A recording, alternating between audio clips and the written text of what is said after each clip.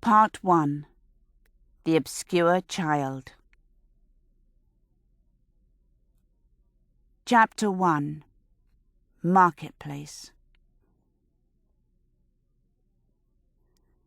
The wind being fierce and the tides unobliging, the ship from Harwich has a slow time of it.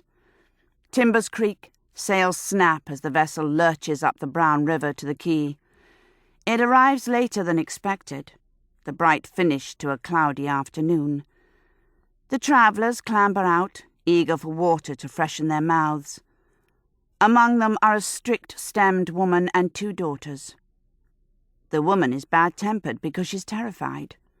The last of her coin has gone to pay the passage. For 2 days, only the charity of fellow travellers has kept her and her girls from hunger. If you can call it charity. A hard crust of bread, a rind of old cheese to gnaw, and then brought back up as gorge thanks to the heaving sea. The mother has had to turn her face from it. Shame has a dreadful smell. So mother and daughters stumble, taking a moment to find their footing on the quay. The sun rolls westward, the light falls lengthwise, the foreigners step into their shadows. The street is splotched with puddles from an earlier cloudburst. The younger girl leads the older one. They are timid and eager. Are they stepping into a country of tales, wonders the younger girl. Is this new land a place where magic really happens? Not in cloaks of darkness as in England, but in light of day. How is this new world complected? "Don't gawk, Iris. Don't lose yourself in fancy, and keep up," says the woman. "It won't do to arrive at grandfather's house after dark. He might bar himself against robbers and rogues, not daring to open the doors and shutters till morning. Ruth, move your lazy limbs for once. Grandfather's house is beyond the marketplace, that much I remember being told. We'll get nearer. We'll ask." "Mamma, Ruth is tired," says the younger daughter. "She hasn't eaten much, nor slept well. We're coming as fast as we can." "Don't apologise, it wastes your breath. Just mend your ways and watch your tongue," says the mother. "Do you think I don't have enough on my mind?"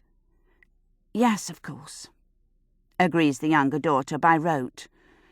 "It's just that Ruth—" "You're always gnawing the same bone. Let Ruth speak for herself if she wants to complain." But Ruth won't speak for herself. So they move up the street, along a shallow incline, between step-gabled brick houses. The small window panes, still unshuttered at this hour, pick up a late afternoon shine. The stoops are scrubbed, the streets swept of manure and leaves and dirt. The smell of afternoon baking lifts from hidden kitchen yards. It awakens both hunger and hope. "Pies grow on their roofs in this town," the mother says. "That'll mean a welcome for us at grandfather's, surely. Surely. Now is the market this way? For beyond that we'll find his house. Or that way." "Oh, the market," says a croaky old dame, half hidden in the gloom of a doorway. "What you can buy there, and what you can sell." The younger daughter screws herself around. Is this the voice of a wise woman, a fairy crone to help them? "Tell me the way," says the mother, peering. "You tell your own way," says the dame, and disappears. Nothing there but the shadow of her voice. "Stingy with directions? Then stingy with charity too?" The mother squares her shoulders. "There's a church steeple. The market must be nearby. Come." At the end of a lane, the marketplace opens before them. The stalls are nested on the edges of a broad square, a church looming over one end, and a government house opposite. Houses of prosperous people, shoulder to shoulder. All the buildings stand up straight. Not like the slumped timber-framed cottage back in England. Back home. The cottage now abandoned. Abandoned in a storm of poundings at the shutters, of shouts. A knife to your throat. You'll swallow my sharp blade. Open up. Abandoned as mother and daughters scrambled through a side window, a cudgel splintering the very door. Screech! An airborne alarm. Seagulls make arabesques near the front of the church, being kept from the fish tables by a couple of tired, zealous dogs. The public space is cold from the ocean wind, but it is lit rosy and golden from sun on brick and stone. Anything might happen here, thinks the younger girl. Anything. Even maybe something good. The market, near the end of its day. Smelling of tired vegetables, strong fish, smoking embers, earth on the roots of parsnips and cabbages. The habit of hunger is a hard one to master. The girls gasp. They are ravenous. Fish laid to serry like roofing tiles, glinting in their own oils.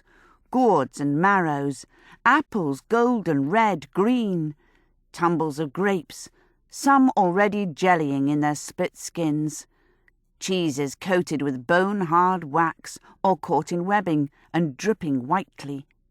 Cats sprawl beneath like Ottoman pashas open-mouthed. "Oh," says the younger sister, when the older one has stopped to gape at the abundance. "Mamma, a throwaway scrap for us. There must be." The mother's face draws even more close than usual. "I won't have us seen to be begging on our first afternoon here," she hisses. "Iris, don't show such hunger in your eyes. Your greed betrays you." "We haven't eaten a real pasty since England, Mamma. When are we going to eat again? Ever?"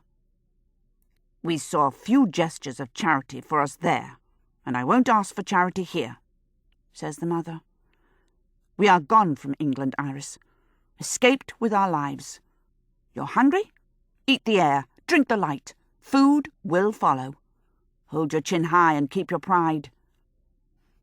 But Iris's hunger, a new one for her, is for the look of things as much as for the taste of them. Ever since the sudden flight from England, running along the shadowed track, panting with pain in the chest, tumbling into a boat in the darkness, running, with the fear of hobgoblins at their heels, imps, thwarties grinning like demons, hungry to nip their ankles and sip their blood.